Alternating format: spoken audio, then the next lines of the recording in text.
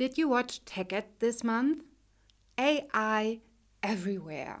SAP have their new own model, super fast, way faster than everything and anything ever published before, at least if you ask SAP. And now it is time to wonder, is this new AI that SAP announced like the messiah for everything? SAP development, integration development? Or is it, if we open the door, maybe even disassemble the door and just make it come into our companies, is it like opening the door for the Mafia if we let AI in fully? Hello and welcome. I'm Mareike Walther and I work in SAP integration consulting since 2016. Originally, I'm an organizational psychologist, specified also on data analysis. And I today want to have a look with you with regards to the science,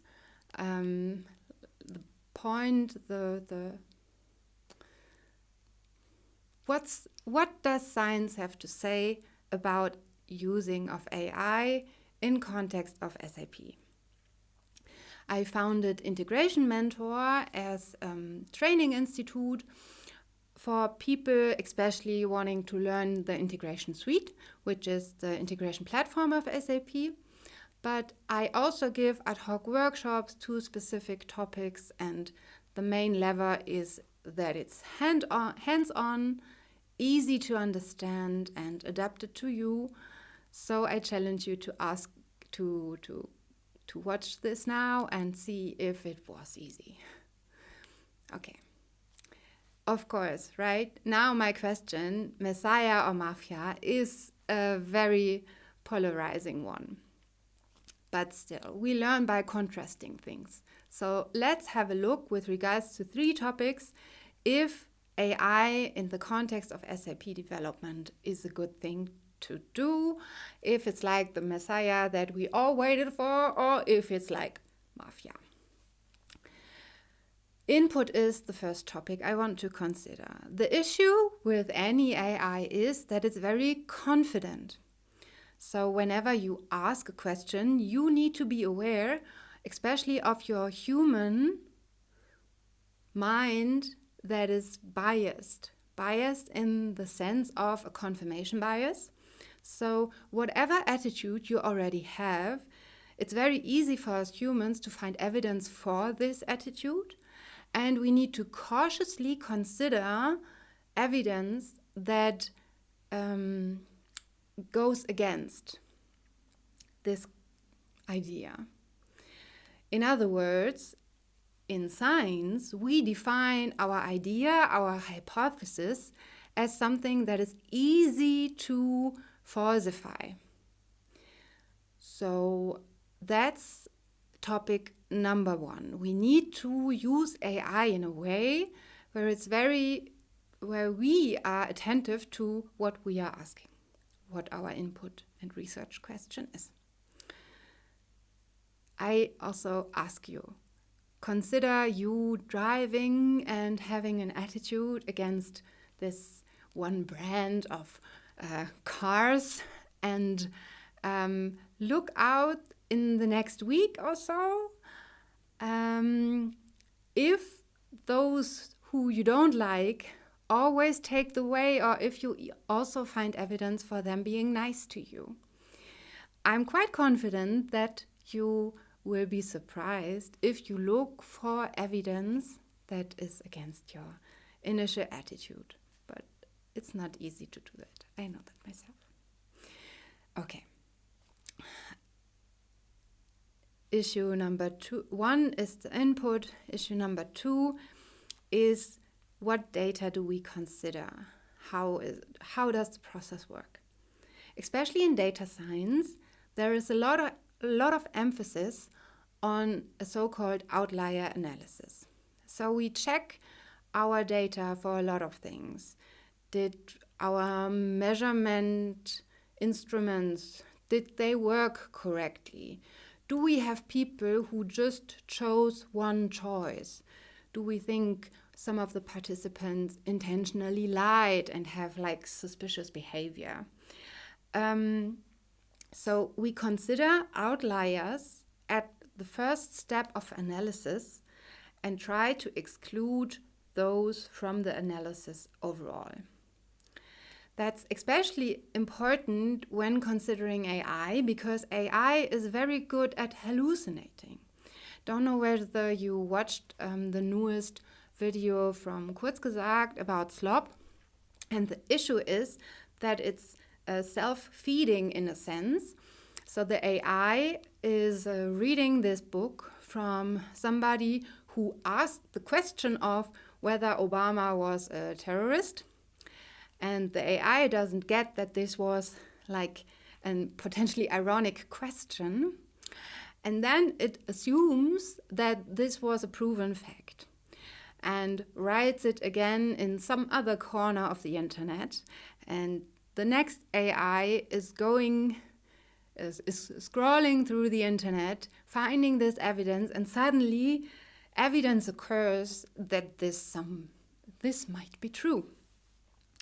So it's very important to do an outlier analysis and to consider the context in which you are asking the AI. For instance, there are models that you can specifically give one source to talk about. Notebook LM is one of them, where you can index, for instance, a YouTube video. Andrew Huberman, a very famous neuropsychologist, I think from Stanford, offers this for his own podcast. So this AI he offers is indexing the entire content of the podcast, and you can ask specific questions, for instance, about dopamine, about your circadian rhythm, what you can do to help yourself, so to say. And so we should consider if we should use a generic AI or if we should use only specific data. For instance, there's a cool tool that CBS, one of my former employers, offers, where they indexed only the knowledge base of SAP with regards to errors. It's called SCN. So whenever there's an error in Integration Suite, this service will look at the SCN for potential ideas. So this context is way more specific and thus potentially more correct than just a generic indexing AI. The advantage in general is in this process that the Messias is very quickly. And yeah, next topic. Argument number 3. We have in science so-called quality criteria that help us. They are always specific for the specific statistical analysis. So depending on the test you are doing, you have different criteria. They look at the variance, for instance, and the distributions. But you can also do beforehand an analysis where you look how big each group has to be in order for finding a specific effect size. So then we call this overall the statistical power that you need in order to even just do a statement about the data. And then at the end of an analysis, there's always a so-called confidence interval, where you have the probability of 95%. It's often that the two or more populations differ and so forth. And it's important to take this at a broader level, that with regards to whatever the AI gives you back, you have some kind of quality criteria. In statistics, this is quite easy. We already have them. In a model that is based on semantic probabilities, it's not that easy. So I challenge you, consider one of the topics you are very, very confident in with regards to knowledge depth. Ask an AI of your choice a very specific question, and you will find that the AI gives you back the most probable answer, but with regards to minute details, it's often off. So for me, it's SAP integration, and I really enjoy this as an exercise, asking specific sub-integration questions and checking also my own knowledge and considering, okay, I would disagree with this sentence because.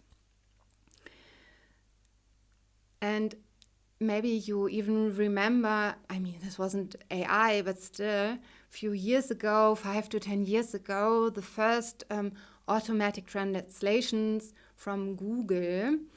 I'm, as you probably can guess, a native German, so using a German to English translation, somebody with English as their mother tongue supposedly would get me. But sometimes, it's not a good idea. It's the edge cases that are important. Okay, what does this mean with regards to the overall question? Is AI the messiah we all waited for, or is it like opening the door for the mafia?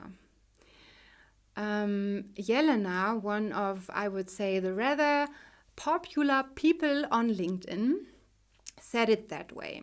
You shouldn't ask an AI a question that you couldn't,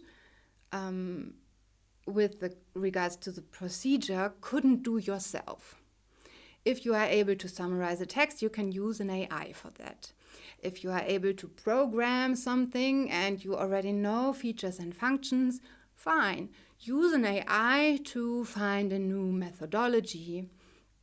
But I would even say either you go by Jelena's way, which is you need to be capable of, or if your company really wants to go hard on citizen developer using AI for really developing software, you should at least have some quality control. So somebody fluent in the programming language we are talking about, and also very fluent about your specific company's context, meaning if you work in the military, knowing all the regulations that you need to consider with regards to data security, with regards to how, the modules that you should use in software development. No. At least at the end, you shouldn't stop, but have some quality control by somebody who is proficient in this domain.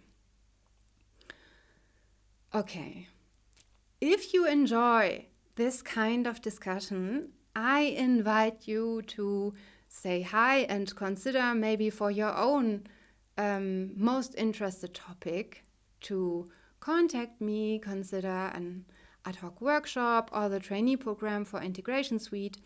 Feel free to say hi at integration-mentor.com. I would love to hear from you to discuss your specific questions, hands-on, easy, adapted to you. Maybe until soon.